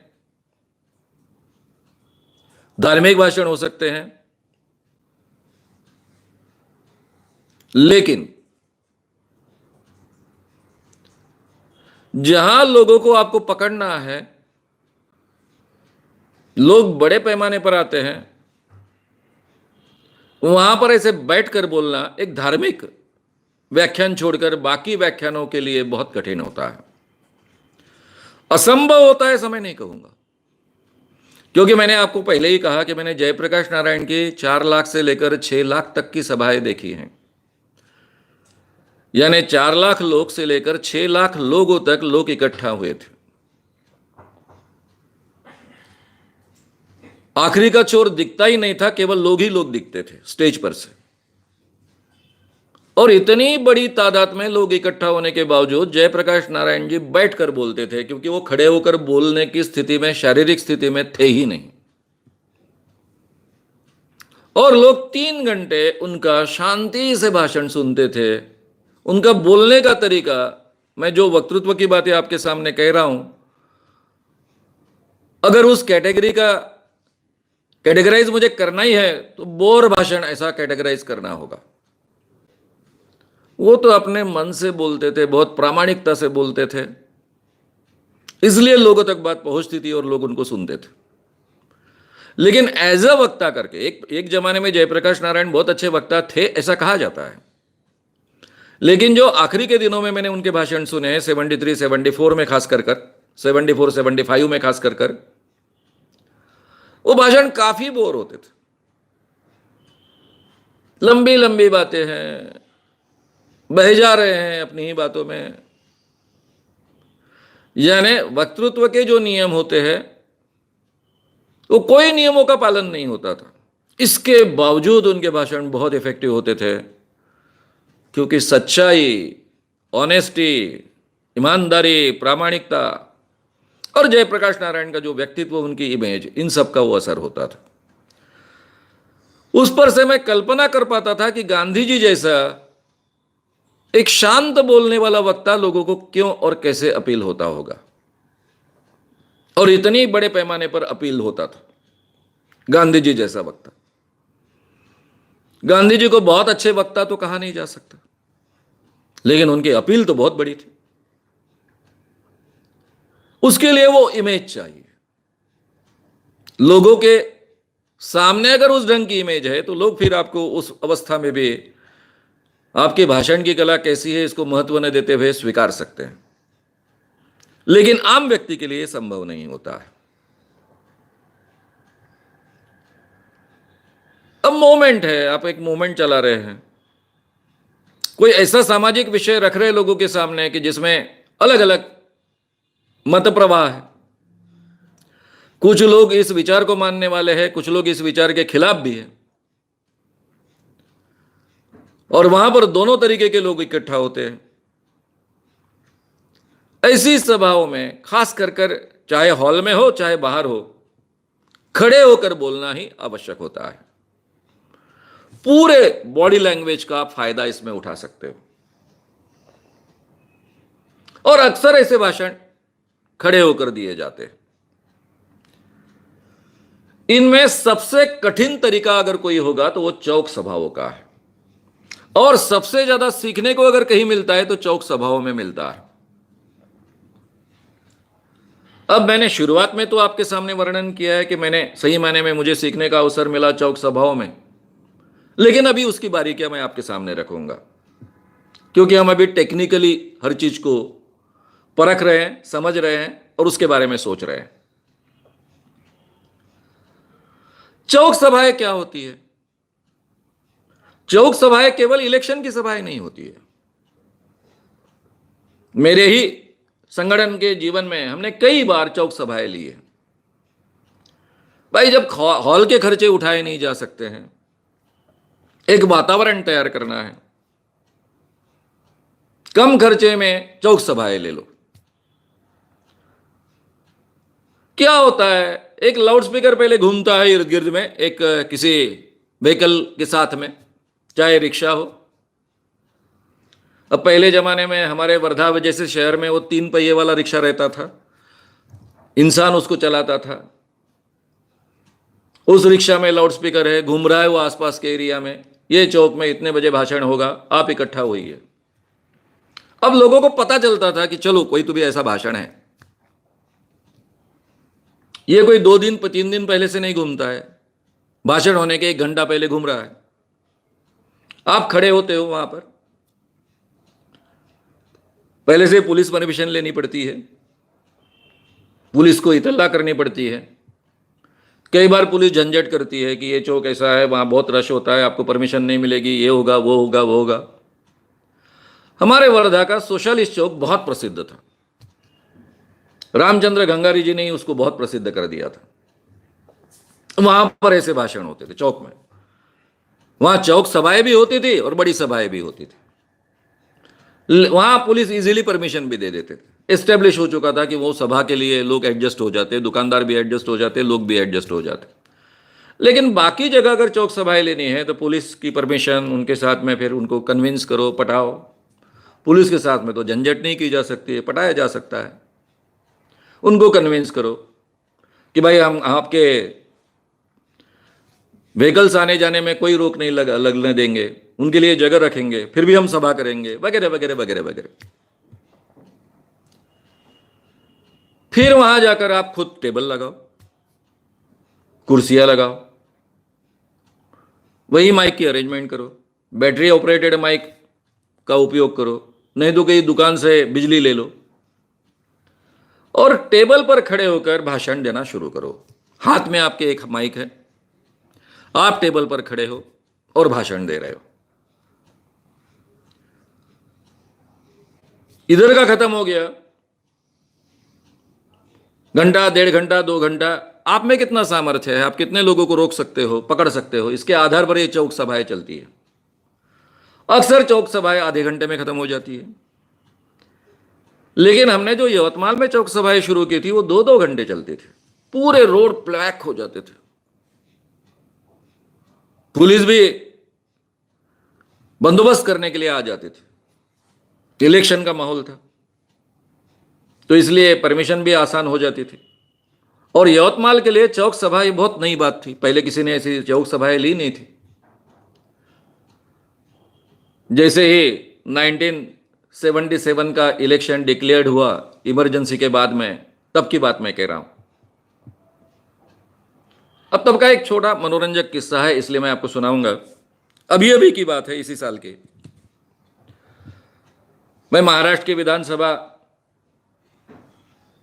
और विधान परिषद और मंत्रालय, तो मंत्रालय में गया था। आजकल बहुत कम जाता हूं क्योंकि जादू टोना विरोधी कानून के बारे में तो कुछ हो नहीं रहा है, नहीं तो पहले रेगुलर जाना पड़ता था। गया था, अधिवेशन शुरू था इसलिए। वहां सब लोग मिले, माणिकराव जी ठाकरे यवतमाल के हैं, मेरे अच्छे मित्र हैं, वो विधानसभा के उपाध्यक्ष हैं, विधान परिषद या विधानसभा के। तो उनके चेंबर में बाकी लोगों से बात कर रहा था, पृथ्वीराज जी चौहान भी थे। और तब मदन भाऊ येरावार जो मंत्री है और यवतमाल के पालक मंत्री है, वो वहां किसी काम से माणिकराव जी से मिलने के लिए आए। सबसे नमस्कार चमत्कार हुआ। तो पृथ्वीराज जी चौहान को पता नहीं था कि मैं यवतमाल का हूं। उन्होंने परिचय दिया कि ये जो मदन भाऊ जी है, येरावार जी उनको परिचय दे रहे थे कि ये श्याम मानव है। मदन भाऊ येरावार से काफी दिनों से मेरी मुलाकात नहीं हुई थी, मैंने देखा भी नहीं था उनको, यानी गए कुछ सालों में। एक बार वो एमएलए थे, तब केवल हाय हेलो हुआ था। वो एकदम हंसने लग गए और बोलने लगे, आप किसका परिचय करा दे रहे हो सर हमको? सर, ये मानव साहब जब खड़े होकर बोलते थे चौक सभाओं में तो उसका पूरा अरेंजमेंट हम करते थे, टेबल को पकड़कर खड़े रहते थे और ये मानव साहब बोलते थे। मैं तो इनका शागिर्द हूं। अब उस चुनाव में काफी कॉलेज गोइंग स्टूडेंट, स्कूल के लड़के हमारे साथ जुड़ जाते थे, उनमें से ये मदन भाऊ येरावार। तब उन्होंने उसका जो वर्णन किया तो मुझे भी याद नहीं आ रहा था कि ये कौन लड़का था तब, जब हर सभा का आयोजन करता था, स्टूल पकड़ कर रहता था, क्योंकि कई बार हमको टेबल नहीं मिलता था तो स्टूल पर ही खड़े होकर भाषण देते थे, और वो हिले ना गिरे ना, इसलिए कोई ना कोई पकड़ कर रहता था। तो ये चौक सभाएं बड़े पैमाने पर हमने की, उसके बाद में भी की। जब भी ऐसी कोई समस्या आती थी, वर्धा में कई बार चौक सभाएं की, यवतमाल में की। मुझे याद है धुलिया में ज्योतिष शास्त्र परिषद थी, अखिल भारतीय ज्योतिष शास्त्र परिषद, उसके खिलाफ हम आंदोलन कर रहे थे। हर स्कूल में हमने व्याख्यान किए, कॉलेज में व्याख्यान किए, हमारे पास पैसे नहीं रहते थे। हर चौक सभाओं में हमने चौक सभाएं दी। और ये चौक सभाओं के समय इतना वातावरण तंग रहता था, क्योंकि वहां के एक बहुत ही मशहूर बाबा आगे चलकर सिद्ध, क्योंकि उनके बारे में ख्याति ऐसी थी कि वो गादी के नीचे, यानी जहां बैठते हैं उस बेड़ के नीचे हाथ डालते हैं और फटाफट पैसे निकालते हैं। वो चमत्कार से पैसे निर्माण करते हैं, ऐसा उनका नाम था। हालांकि एक बाबा के वो भक्त थे, लेकिन वो खुद अपने आप को बाबा मानते थे, लोग भी उनको बाबा मानते थे। और उनका बहुत डर था। धुलिया में 2 पत्रकारों को नंगा कर कर पीटा गया था भर चौक में, और उन्हीं चौक में हम सभाएं ले रहे थे, जबकि उन्होंने कॉन्ट्रैक्ट लिया था कि ये जो ज्योतिष शास्त्र परिषद होने वाली है उसके खिलाफ कुछ करने नहीं देंगे। और हमारी घमासान सभाएं चलते रही। बड़े इंटरेस्टिंग किस्से हैं। इतना वोलेटाइल वातावरण था, इतना लॉ एंड ऑर्डर की सिचुएशन थी कि नासिक के डीआईजी अरविंद इनामदार, जो आगे चलकर महाराष्ट्र के डीजी बने, वो वहां आकर रुके थे 4-5 दिन। और बड़ा इंटरेस्टिंग किस्सा होता था। वो खुद वैन में आकर बैठते थे या फिर अपने जीप में आकर बैठते थे। हमारा चौक सभाओं का भाषण होता था। अब ये चौक सभाएं सभा में रूपांतरित हो जाती थी, 1000-1000, 1,500 लोग इकट्ठा हो जाते थे। पुलिस ने हमको परमिशन भी दी, पूरा बंदोबस्त रखते थे, और बाद में मुझे चाय पीने के लिए ले जाते थे और मेरे साथ में बहस करते थे कि कैसा ज्योतिष शास्त्र ये सही होता है। लेकिन ईमानदारी से पुलिस अधिकारी कर अपना काम करते थे। मुझे बहुत चमत्कारिक रिलेशन लगा कि जो आदमी व्यक्तिगत इंसान कर मेरे साथ इतनी बहस करता है, वही व्यक्ति एक पुलिस अधिकारी कर अपना काम इतने अच्छे ढंग से करता है कि इतना बड़ा आंदोलन बहुत शांति से हम निभा पाए। तो वो चौक सभा है, हमने पूरी तरह से वातावरण ऐसा तैयार किया कि जब ज्योतिष शास्त्र परिषद शुरू हुई तो गांव गांव से, पूरे महाराष्ट्र से लोग आए थे, महाराष्ट्र के बाहर से भी लोग आए थे। और ज्योतिष का बिल्ला लेकर जो घूमते थे, हमने बच्चों को इतना ट्रेन किया था स्कूल के कि कोई भी ज्योतिषी आपको मिले तो उनको पूछने का, ज्योतिष दादा या फिर काका मामा, जो भी आपको बोलना है, ये चांद क्या होता है, ये सूरज क्या होता है, राहु केतु नाम के ग्रह होते हैं क्या? और जब ज्योतिष कहेंगे कि राहु केतु नाम के ग्रह है, चांद भी ग्रह है, सूरज भी ग्रह है, तो फिर उनको बोलना कि हमारे 6वीं क्लास में पढ़ने के लिए आओ। हमारे 6वीं क्लास में हमको पढ़ाया जाता है कि चांद ये उपग्रह है, सैटेलाइट है, और सूरज ये स्टार है, तारा है, वो ग्रह नहीं है, और राहु केतु नाम के कोई ग्रह तो है ही नहीं। हमारे 6वीं क्लास में पढ़ने के लिए आओ। बच्चे जाते थे, सब ज्योतिषों को पकड़ते थे, सही में काम करते थे। पहले ही दिन के बाद ऐसा वातावरण बना कि हर ज्योतिषी अपना जो बिल्ला लेकर घूमते थे वो अब जेब में डालकर घूमते थे, क्योंकि बच्चे कब तंग करेंगे पता नहीं। इस ढंग से सब माहौल इन चौक सभाओं के द्वारा, स्कूल और कॉलेजेस के व्याख्यानों के द्वारा हमने खड़ा किया था। नासिक में एक बोल का पत्थर था, यानी बोल का पत्थर नाम का कोई चीज नहीं थी। बोल का पत्थर कर बेचने वाला एक मधुसूदन पटवर्धन नाम का आदमी था। पेपर्स में उसकी पेज भर एडवर्टाइजमेंट होती थी। 20 रुपए का एक पत्थर होता था। 20 रुपए में वो राशि के अनुसार पत्थर देता था, और एक वो छोटा सा पत्थर आप अपने जेब में रख लो, राशि के अनुसार उन्होंने चयन कर जो दिया है वो, तो आपके जीवन की हर समस्या छूटती थी। जिसकी शादी नहीं हो रही उसकी शादी भी हो जाएगी, नौकरी नहीं मिल रही उसको नौकरी भी मिलेगी, कोई प्रेम में है लेकिन सामने की व्यक्ति उसको रिस्पॉन्स नहीं दे रही थी, उसकी प्रियतमा भी उसको मिल जाएगी। किसी को बच्चा नहीं हो रहा है तो वो पत्थर की जेब में रख लो, बच्चा भी हो जाएगा।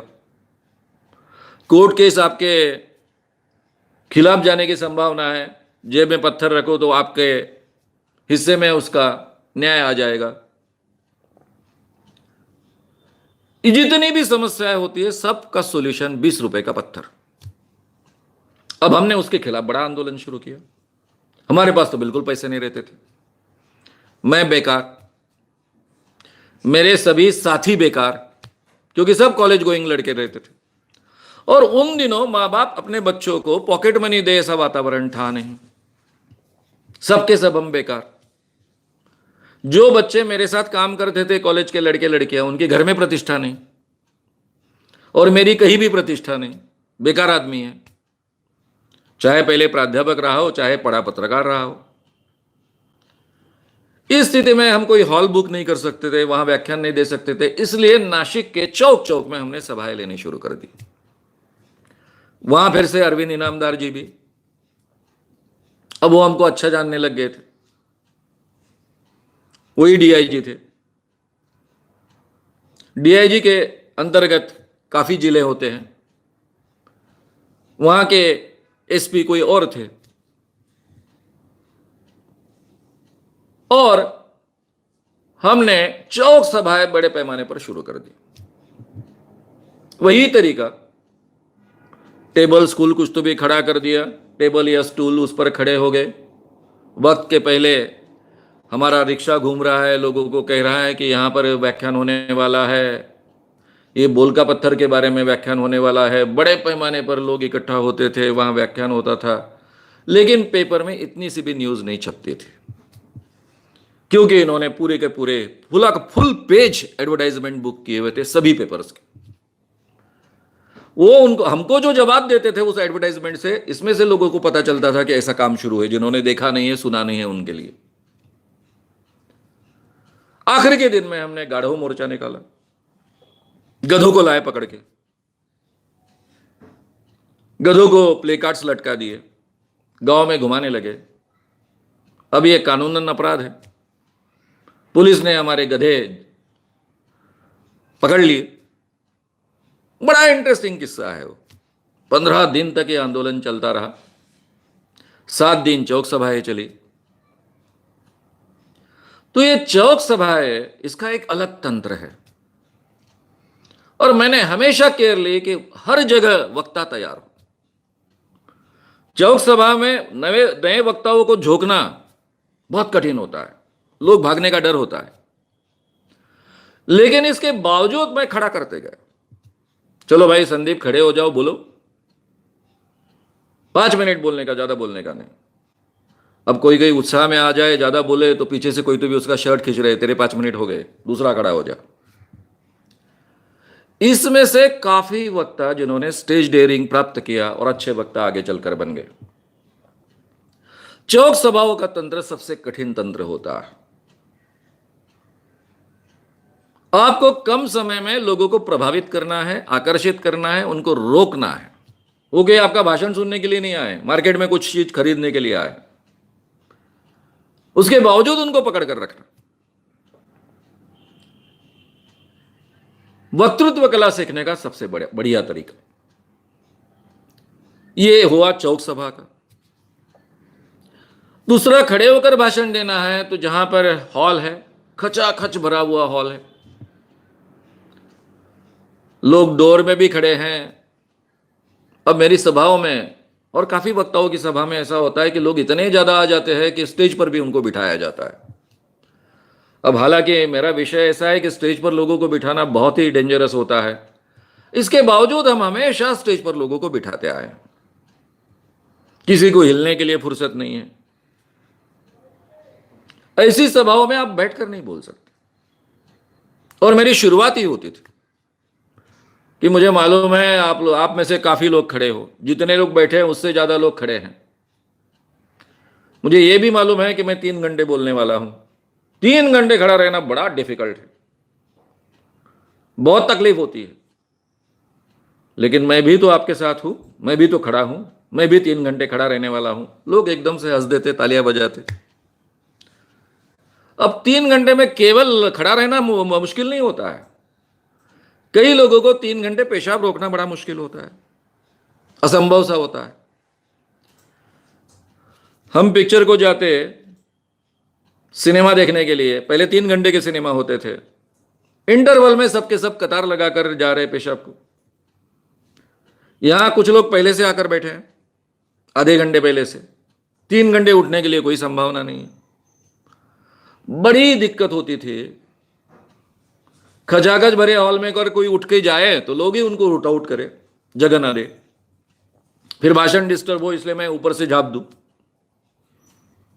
इसलिए मैं पहले ही शुरुआत में ही कह देता था कि जिनको अपने आप को रोकना संभव नहीं है, कृपया वो बीच में अगर बैठे होगे तो वहां से उठे और कम से कम डोर के पास जाकर कहे तो भी खड़े हो जाए या बैठे।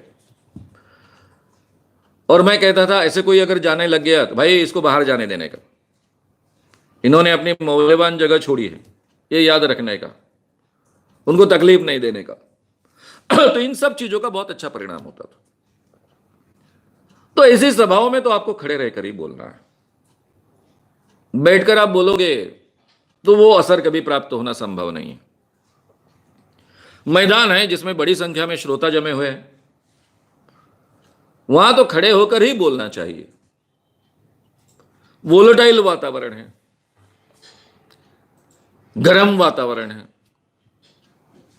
लॉ एंड ऑर्डर सिचुएशन पैदा हो इस ढंग का वातावरण है, वहां तो ये चीज बिल्कुल मस्ट है, आपको कोई दूसरा चारा नहीं है। आपको इसी ढंग से खड़े होकर ही बोलना पड़ेगा, क्योंकि खड़े होकर पूरी की पूरी बॉडी आपकी जो बोलती है उसका भी असर पब्लिक पर होता है। आपके हाथ में शरीर का उपयोग करने के चांसेस होते हैं और उसका बहुत अच्छे ढंग से उसका प्रयोग किया जा सकता है, उसका परिणाम प्राप्त किया जा सकता है।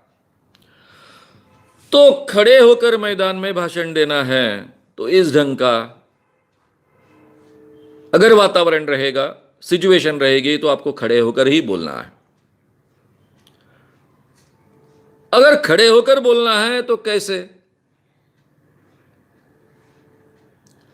खड़े होकर बोलना है तो आपको आक्रामक शैली में बोलना आवश्यक हो जाता है।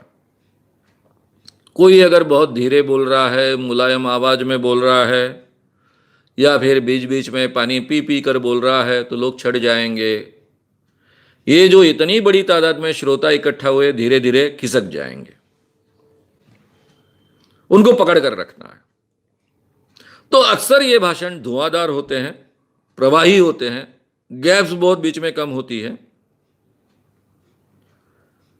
बाकी सोचने के लिए उनको अवसर ही नहीं दिया जाता है। लगातार एक के बाद एक, एक के बाद एक, एक के बाद एक पॉइंट्स आ रहे, आर्गुमेंट्स आ रहे और लोग उसमें अटक गए हैं। इस ढंग के भाषण होते हैं। उसके साथ में बॉडी का आपको बहुत अच्छे ढंग से उपयोग करना होता है। बॉडी लैंग्वेज बहुत महत्व की होती है, मैंने कहा है। मैंने ये भी कहा है कि शुरुआत में आपको उसकी तरफ ध्यान देने की आवश्यकता नहीं है। नेचुरली आपकी बॉडी, आपके हाथ काम करेंगे, लेकिन जैसे जैसे आप वक्ता बनते जाते हो इन चीजों की तरफ ध्यान देना होता है। आपके ही समझ में आता है कि मेरे किस ढंग के हाथ के इशारे का परिणाम होता है, किस ढंग से मैंने अपने हाथों का उपयोग करना चाहिए। ये आप ही अपने आप सीखते जाते हो, आपको पता चलता है। केवल आपका मुंह नहीं बोलता है, मुंह के साथ में आपका पूरा शरीर बोलता है और इस सब का एक प्रभाव होता है, परिणाम होता है। सही माने में जो वक्ता की परीक्षा होती है वो ऐसी सभाओं में होती है, बड़ी बड़ी सभाओं में होती है। जहां वक्ता अच्छा हो तो सभा सक्सेस हो, वक्ता अगर अच्छा नहीं हो तो सभा तो गई और उसके इतने बुरे परिणाम मिलते हैं। पूरी चर्चा होती है, अरे कुछ ने बोर था, सब लोग उठ के जा रहे थे, यानी जो उठ के आ रहे वो भी बोलते हैं, जो बैठे थे वो भी बोलते हैं। हम तो बैठे थे, काम नहीं था इसलिए बैठे थे, नहीं तो बोर हो रहा था सब। पकड़ कर रखना। अब मैं यहां फिर से चर्चा करूंगा अटल बिहारी जी वाजपेयी की।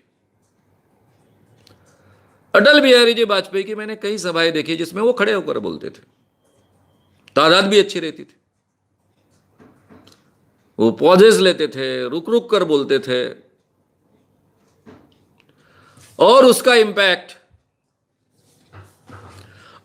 इंपैक्ट ऐसा आता था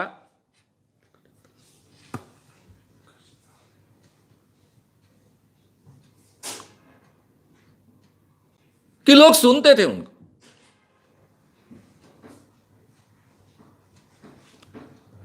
क्यों सुनते थे? क्योंकि उनका नाम था, अटल बिहारी वाजपेयी का जो नाम था, उस कारण लोग उनको सुनते थे।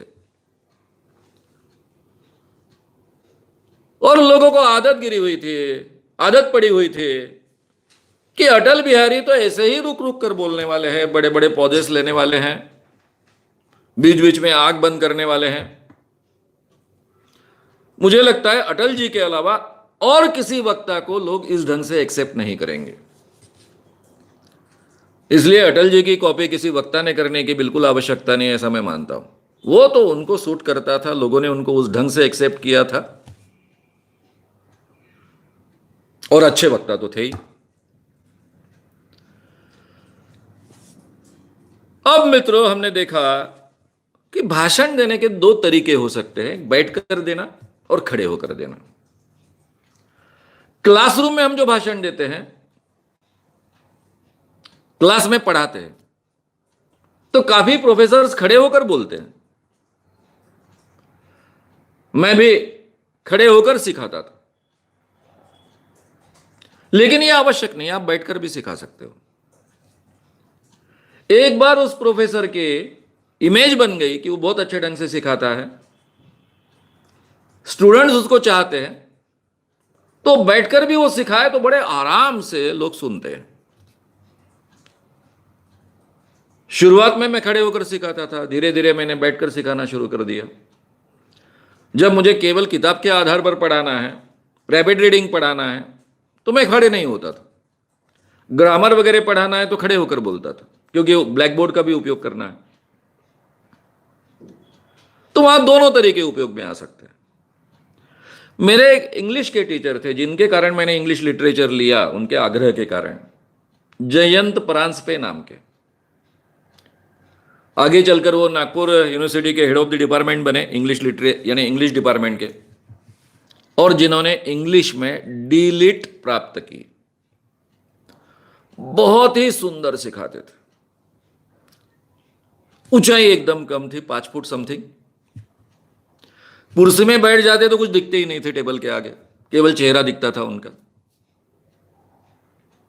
फिर भी इतना सुंदर सिखाते थे, इतना सुंदर सिखाते थे।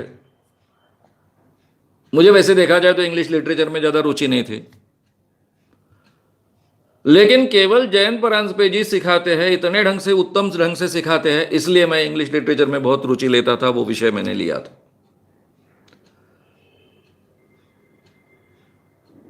और वो लगातार कविता जैसे बोलते थे। ऐसे दूसरे मैंने देखे बाद में, मेरे समय में जो हेड ऑफ द डिपार्टमेंट थे, PS शास्त्री, बोल रहे, एकदम कविता बोल रहे मुंह से। उनका गद्य भी कविता जैसा होता था। तो कुछ टीचर बैठकर, उनका व्यक्तित्व एकदम से निग्लिजिबल, शारीरिक व्यक्तित्व निग्लिजिबल होने के बावजूद बहुत इंपैक्ट करता है। आखिरी में आप बोलते कैसे हो, क्या बोलते हो, किस ढंग से बोलते हो, इसका ही परिणाम सबसे ज्यादा होता है। तो आपको किस ढंग से वक्तृत्व का उपयोग करना है, यह सिचुएशन पर भी डिपेंड होता है। एक ही वक्ता खड़े होकर बोलना उसके लिए जब आवश्यक है, इनएविटेबल है, वो खड़ा होकर बोले, और जब आवश्यक नहीं है, इनएविटेबल नहीं है, बैठकर बोले। मैं मेरे कोर्सेस में जो सिखाता हूं पर्सनालिटी डेवलपमेंट के, तो बैठकर सिखाता हूं। जब अंधविश्वास के खिलाफ व्याख्यान देता हूं तो खड़े होकर देता हूं। दोनों की शैली में फर्क आता है। जब मैं पर्सनालिटी डेवलपमेंट के व्याख्यान देता हूं तो मेरी शैली बदल जाती है व्याख्यान की, खड़े होकर भी। जो पहले जिसको हम इंट्रोडक्टरी लेक्चर कहते हैं, इंट्रोडक्टरी लेक्चर, शुरुआत में जो कार्यशाला का यानी वर्कशॉप का परिचय देने वाला भाषण होता है वो तो खड़ा रहकर ही मैं देता हूं।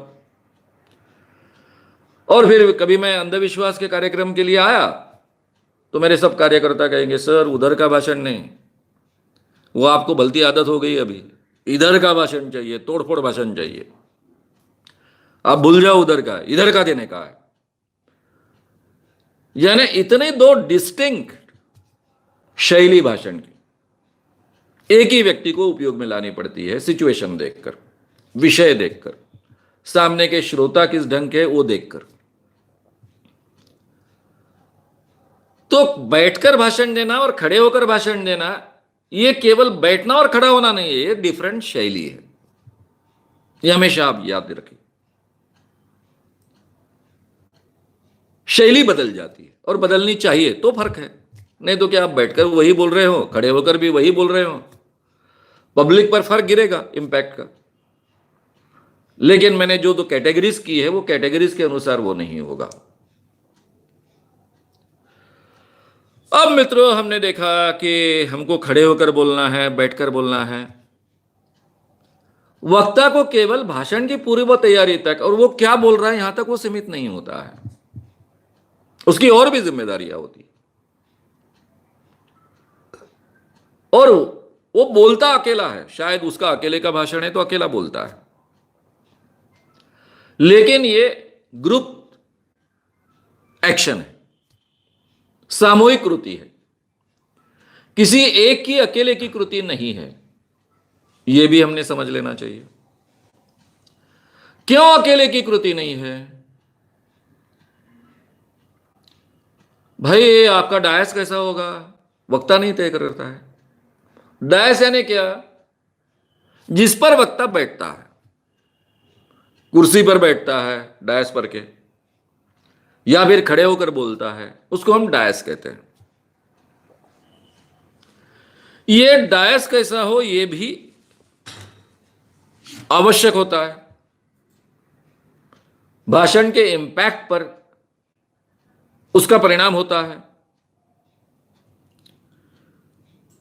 हमेशा एक नियम है कि श्रोता जिस लेवल पर बैठे हैं उससे वक्ता की ऊंचाई ज्यादा हो। इसके पीछे एक साइकोलॉजिकल कारण भी है, और साइकोलॉजिकल कारण के अलावा दूसरा भी एक कारण है, और वो कारण है श्रोताओं की सहूलियत। अगर उन्हीं के लेवल पर यानी एक जमीन पर एक वक्ता खड़ा होकर बोल रहा है, बाकी सब लोग कुर्सियों पर बैठे हैं, तो आखिरी में जो लोग होते हैं, समझो 500-600 लोग हैं कम से कम, तो आखिरी के लोगों को ठीक ढंग से वक्ता दिखता नहीं, उसकी बॉडी लैंग्वेज दिखती नहीं है, उनको ऐसे ऐसे देखना पड़ता है, ऐसे ऐसे देखना पड़ता है। यह श्रोताओं के लिए असुविधाजनक हो जाता है, वक्ता के लिए भी असुविधाजनक हो जाता है। इसलिए कम से कम 1 फीट का तो भी ऊंचा डायस चाहिए, ताकि उसे हर श्रोता जो कुर्सी पर बैठा है वो दिखे। अब लोग जमीन पर बैठे हैं, मैट पर बैठे हैं, और श्रोता खड़ा होकर बोल रहा है, तो शायद चल जाएगा, यहां इतनी दिक्कत नहीं आएगी। लेकिन जो वक्ता का एक साइकोलॉजिकल उसको फायदा मिलता है, वो ऊंचाई पर खड़ा है, वो नहीं मिलेगा, लेकिन दिक्कत नहीं आएगी। तो डायस तो थोड़ा ऊंचा चाहिए। दूसरी शर्त यह भी है कि कई बार नाट्य गृह में व्याख्यान होता है, स्कूल का जो रंगमंच होता है वहां व्याख्यान होता है। स्कूल के रंगमंच का नाट्य गृह में रूपांतर करने का जो भी अवसर जब मिलता है करते हैं वे, इसलिए उनका डायस बहुत ऊंचा होता है, 4 फीट 5 फीट ऊंचा होता है। 5 फीट ऊंचे डायस के ऊपर आप बैठकर यानी खड़े होकर बोल रहे हो, और इधर लोग कुर्सी पर बैठे हैं। बड़ी विचित्र सिचुएशन होती है, लोगों को ऐसा देखना पड़ता है। कई स्कूलों में कुर्सियां नहीं होती है, तो लोग बिल्कुल नीचे मैट पर बैठते हैं, मैट पर बैठे हैं और ऊपर में डायस पे जो पहले ही 3-4 फीट जा ऊंचा है उसके ऊपर फिर खड़ा हो गया वक्ता, तो श्रोताओं का ऐसा ऐसा देखना पड़ता है, बड़ी दिक्कत आ जाती है। भाषण की पकड़ छूटने का डर होता है, भाषण का इंपैक्ट कम होता है। यानी श्रोताओं को बैठने की सुविधा भी इस ढंग से चाहिए कि वो साइकोलॉजिकली और फिजिकली इजीली एडजस्ट हो जाए। बैठकर लंबे समय तक भाषण सुनना बहुत कठिन होता है। अब मेरे हर व्याख्यान 3 घंटे के, बहुत कठिन होता है, लेकिन सालों सालों हमें यही करना पड़ा क्योंकि कुर्सियां तो सप्लाई कर ही नहीं सकते थे, कम पैसों में सब काम करने हैं। आयोजक कहां से लाएगा 3,000 कुर्सियां, और तहसील प्लेस जैसी जगह पर कहां से 3,000 कुर्सियां मिलेगी। तो नेचुरली लोग नीचे बैठते थे, तो डायस कम से कम ऊंचा हो ये देखना पड़ता था। अगर डायस ऊंचा है ही, दूसरा कोई पर्याय नहीं, तो कम से कम सामने का डिस्टेंस बढ़ा दो ताकि सामने बैठे हुए जो लोग हैं उनको भी ठीक ढंग से भाषण एंजॉय करने का अवसर मिले। ये भी चीजें हमें देखनी पड़ती है। किसी भी अवस्था में डायस जो है वो 2 या 3 फीट से ऊंचा नहीं चाहिए, ये हमें हमेशा देखना पड़ता है। और भी तांत्रिक बातें हैं कि पोडियम कैसा हो। डायस पर जो खड़ा किया जाता है, जिसके आधार पर वक्ता खड़ा होता है, उसके पीछे खड़ा होता है, उसको कहते हैं पोडियम। भाषण के लिए पोडियम बहुत आवश्यक है। और कई आयोजक जो होते हैं, ऑर्गेनाइजर जो होते हैं, जो कार्यक्रम आपका आयोजित करते हैं, उनको पता नहीं होता है कि यह पोडियम कितना महत्व का होता है।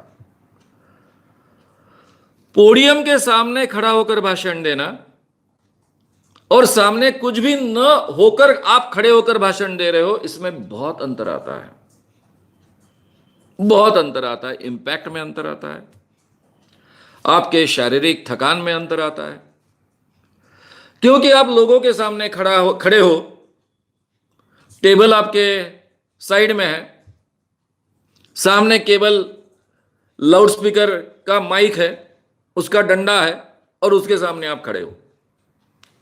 आपके हिलने पर मर्यादा आती है, लोग पूरा का पूरा आपको देख रहे हैं नीचे से ऊपर तक, ना पैरों को आराम दे सकते हो। नहीं तो एक पैर, जनरली आदमी अगर 3 घंटे 2 घंटे खड़ा रहेगा तो कैसा रहेगा, वो दोनों पैरों पर इक्वली खड़ा नहीं रहता है। एक पैर पर ज्यादा पूरा के पूरे शरीर का भार वो डालता है, दूसरा पैर थोड़ा ढीला छोड़ देता है, बीच बीच में पैर हिलाता है। इन सभी चीजों पर मर्यादा आ जाती है। लोगों को जैसा चेहरा दिखता है वैसे पैर तक की बात दिखती है, और फिर उस सब के बारे में सजग रहना पड़ता है वक्ता को। इस कारण वो सही मायने में रिलैक्स नहीं हो पाता है। अगर वही डायस होता है तो डायस के ऊपर वो झुक सकता है, थोड़ा रिलैक्स हो सकता है, एक पैर पर खड़ा रह सकता है, दूसरे पैर को आराम दे सकता है, और ये सब नेचुरली होते जाता है। उसके लिए कोई खास मेहनत करनी नहीं पड़ती है। और इस कारण वो 3 घंटे भाषण देने के बाद भी उसको शारीरिक थकान महसूस नहीं होती है। तो ये पोडियम की काफी मदद वक्ता को मिलती है। ये पोडियम की ऊंचाई और वक्ता, इसमें भी एक महत्व का रिलेशन है। यानी पोडियम यहां तक अगर ऊंचा है, केवल आपका चेहरा दिख रहा है, तो फिर तो भाषण का इंपैक्ट गया। कम से कम इतना हिस्सा, छाती से लेकर ऊपर का हिस्सा लोगों को दिखना चाहिए। आपका चेहरा और चेहरे के नीचे का कुछ हिस्सा, आपके हाथ बहुत अच्छे ढंग से लोगों को दिखने चाहिए। इस ऊंचाई पर पोडियम चाहिए। अब आपको यह अवसर है रिलैक्स होने का, लेकिन हमेशा याद रखना पड़ता है वक्ता को कि उसके पैर ना दिखे। अब कई लोग पोडियम तो बनाते हैं लेकिन कांच का बनाते हैं। अब उन लोगों को वक्तृत्व कला की कुछ जानकारी नहीं होती है, ऐसा मैं कहता हूं। वो तो बस केवल सुंदर दिखना, बस इतनी तरफ ही ध्यान दे रहे हैं। कांच का रहेगा तो फिर आपकी हलचल दिखेगी लोगों को। ये तो वक्ता की प्राइवेसी के लिए होता है पोडियम, आगे सहूलियत के लिए होता है और प्राइवेसी के लिए भी होता है। पोडियम रहे, उस पर ज्यादा टीके नहीं, ज्यादा रेले नहीं, शरीर का पूरा बोझ आपको पोडियम पर डालना नहीं है। अब ये पोडियम मजबूत चाहिए, जैसा मैंने कहा कांच का नहीं चाहिए, वैसा मजबूत चाहिए। अब पोडियम नहीं है समझो कहीं पर, तो कम से कम टेबल हो, टेबल पर टेबल क्लॉथ हो, जो नीचे तक पहुंचा है, आपके नीचे के पैर और बाकी का हिस्सा लोगों को नहीं दिख रहा है, और आपका माइक फिर टेबल पर खड़ा हो, तो चल सकता है। पोडियम में जितना आराम वक्ता को मिलता है, जितना रिलैक्स होने का अवसर मिलता है, उतना नहीं मिलता है, लेकिन चल जाता है। अभी कभी कभी लोग तो इस ढंग से सभाएं आयोजित करते हैं, सालों साल आयोजित करते हैं, कि मुझे लगता है कि उन लोगों का सबका ट्रेनिंग लेना चाहिए, और मैं लेते आया हूं। स्टेज वगैरह बहुत बनाते हैं, बहुत खर्चा करते हैं उसके ऊपर। ये डायस, स्टेज का जो डायस है, उस डायस पर गद्दियां बिछो देते और उस पर माइक खड़ा कर देते और वक्ता को बोलते खड़े होकर बोलो। अब वो गद्दी ढीली ढाली है, माइक ऐसा ऐसा कर रहा है, उसके पहले वक्ता नीचे बैठा है गद्दी पर बैठा हुआ वक्ता उठकर खड़ा होता है, फिर बोलता है। ये तो सभा शास्त्र के बारे में अनजान लोगों का काम है, ऐसा मैं हमेशा कहता हूं। इसलिए जहां भी मेरा भाषण होता है, सबसे पहले मेरे कार्यकर्ताओं को मैं सूचना देता हूं कि वहां कुर्सियां डालिए, टेबल डलवाइए, वो सब बिछायत हटवाइए वहां से। अगर बिछायत में बैठने का इतना ही शौक है कि साइड में कर दीजिए, लेकिन वक्ता के लिए टेबल और इस ढंग का अरेंजमेंट कीजिए, और पोडियम जहां तक हो वहां तक होना ही चाहिए। अब कई जगह पोडियम नहीं होता है, तो मेरे जैसा वक्ता जो होता है, जो सामाजिक क्षेत्र में काम कर रहा है, वो आग्रह नहीं रख सकता है कि यहां पोडियम चाहिए ही, तो उसको एडजस्ट करना पड़ता है। लेकिन एडजस्ट करना कहा, नहीं करना कहा, अपने आग्रह रखना कहा, नहीं रखना कहा, इसका चयन हमको करना है। मैं नीचे बैठने का कभी मान्य नहीं करता। मैं कहता हूं भाई, मुझे खड़े होकर कम से कम 2 घंटा तो बोलना ही है। मैं पहले ही नीचे बैठूंगा तो मेरे पैरों की अवस्था ऐसी हो जाएगी कि 2 घंटे तक मैं खड़ा होकर बोलूं, ये कठिन हो जाएगा। इसलिए मुझे पहले से कुर्सी उपलब्ध करा दीजिए। लोग कई बार सोचते हैं कि आदमी कितना शिष्ट है, अपनी शर्तें रखता है। मैं वो लोगों का सोचना स्वीकारता हूं, क्योंकि मैं यहां क्यों आया हूं? भाषण देने के लिए आया हूं। मेरा performance up to the mark चाहिए, उसमें मैं कोई एडजस्टमेंट करने के लिए तैयार नहीं। बाकी भी मैं काफी टेक्निकल बातें मैं आपके सामने लेने वाला हूं। तो मित्रों, पोडियम पर जब हम खड़े होते हैं या फिर टेबल के सामने खड़े होते हैं, उसमें कुछ बातें मैं दोहराऊंगा कि हमने सीधे खड़े रहना है, लेकिन रिलैक्स भी रहना है और एट ईज भी रहना है। ये दोनों का कॉम्बिनेशन हमको करना है। खड़े रहने के बाद में पैर हिलाने की आदत हमें होती है और वो नॉर्मल है, लेकिन यहां अगर लोगों को हमारे पैर दिख रहे हैं तो ज्यादा हिलाने नहीं चाहिए, ये भी हमने देखना है। शरीर ज्यादा ना हिले, ये भी हमें देखना है। हम बार बार अपने कपड़े झटकते हैं, कपड़े सीधे करते हैं, इस ढंग से कोई कृति हमें नहीं करनी है, ये भी हमें देखना है। और भी कुछ चीजें होती है जो नहीं करनी है, उसके बारे में अगले सेशन में, जो अगले शनिवार को हमारा सेशन होगा, तब मैं लूंगा। अभी 2 चीजें यहां कह देता हूं इसके साथ में। कुछ लोगों को अपने कॉलर के साथ खेलने की आदत होती है, हमने कॉलर के साथ में नहीं खेलना है। कुछ लोगों को बटन के साथ में खेलने की ऐसी आदत होती है, बीच बीच में बटन से खेलेंगे। अब किसी कारणवश ये आदत जुड़ जाती है, और मैंने महसूस किया कि ये बटन घुमाते घुमाते कभी कभी टूट जाता है और वक्ता इतना अस्वस्थ हो जाता है कि उसके भाषण पर उसका परिणाम हो जाता है। कुछ लोग अपने पैंट के जो जेब होते हैं उसमें हाथ डालते रहते हैं, इधर हाथ डालेंगे उधर हाथ डालेंगे, और उनका पूरा शरीर खुला है, लोग देख रहे हैं, पोडियम नहीं है सामने। अब पोडियम नहीं है, आप जेब में हाथ डाल रहे हो तो लोगों को दिख रहा है, वो बहुत ही भद्दा दिखता है। इन शॉर्ट, श्रोताओं का ध्यान खींचने वाली कोई भी कृति हमको नहीं करनी है। श्रोताओं का ध्यान आपके बोलने की ओर चाहिए, आपकी जो बॉडी लैंग्वेज लोगों तक पहुंचनी आवश्यक है उस तरफ चाहिए, दैट्स ऑल। बाकी ऐसी कोई भी चीज आपको नहीं करनी है कि जिसकी तरफ आपका यानी श्रोताओं का ध्यान खींचा जाए, इतना हमको ध्यान रखना है। लेकिन शुरुआत में इस झंझट में गिरने की आवश्यकता नहीं है। शुरुआत में तो केवल आप बोलना सीखो, बाकी चीजों को छोड़ दो। एक बार तुम अच्छे बोलने लग गए कि फिर बाद में इन चीजों की तरफ ध्यान देना शुरू करो। मित्रों, ये सीरीज बहुत लंबी चलने वाली है। मैं बहुत बारीकियों के साथ में ये विषय आपके सामने रखने वाला हूं, रखते आया हूं और आगे भी रखने वाला हूं, क्योंकि ये परमानेंट अपलोड होने वाला है। और मैं इतना ही कहूंगा कि इतना बारीकी से इस विषय का अभ्यास शायद ही किसी ने किया है, और इसलिए मुझे पूरी बारीकियों के साथ में ये विषय अपलोड करना बहुत आवश्यक लगता है। श्याम मानव चैनल को आपका समर्थन देने के लिए चैनल को जरूर सब्सक्राइब करें। चैनल के नोटिफिकेशन पाने के लिए बेल आइकन भी दबाएं।